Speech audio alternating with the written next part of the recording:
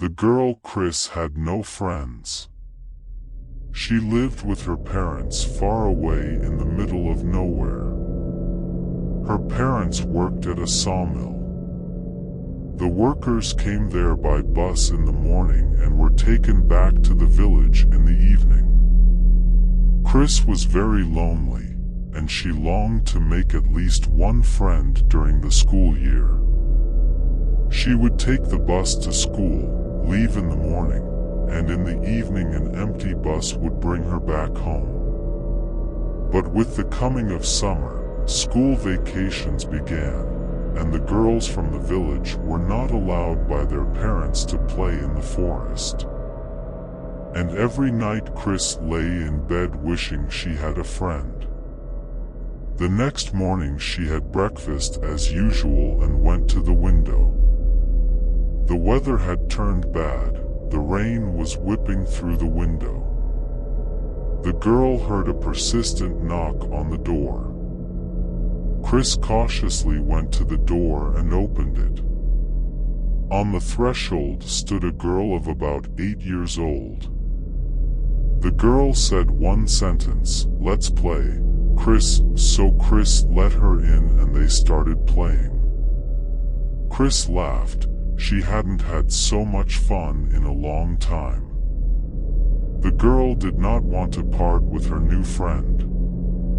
Soon Kris's parents returned from work, and she explained to them where her new friend had come from. The stranger's name was Julia.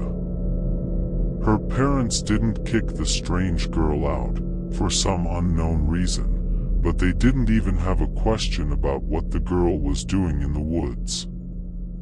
They looked into Julia's innocent eyes and, as if mesmerized, believed every word she said. Her parents allowed her to stay, and so a month passed. Julia came to visit Kris every day with the phrase, "Let's play." And Kris eventually got tired of Julia's constant presence. She wanted to be alone, read books and play with her dolls. She wouldn't tell Julia about it. She blamed it on my parents, as if my parents asked Julia not to come to their house anymore.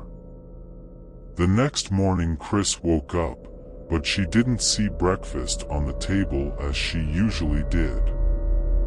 She looked at the clock. It was quite late and her parents were still awake. Kris went to her parents' bedroom. She walked into the room and saw a horrible sight. Her parents were murdered. There were huge pools of blood everywhere and their bodies were dismembered. At that moment Julia entered the room. Her face and hands were covered in blood. She was holding a knife in her hand from which blood was dripping.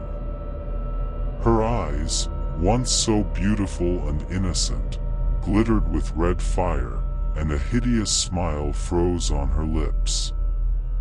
"Let's play," whispered Julia. "No one will interfere with us now."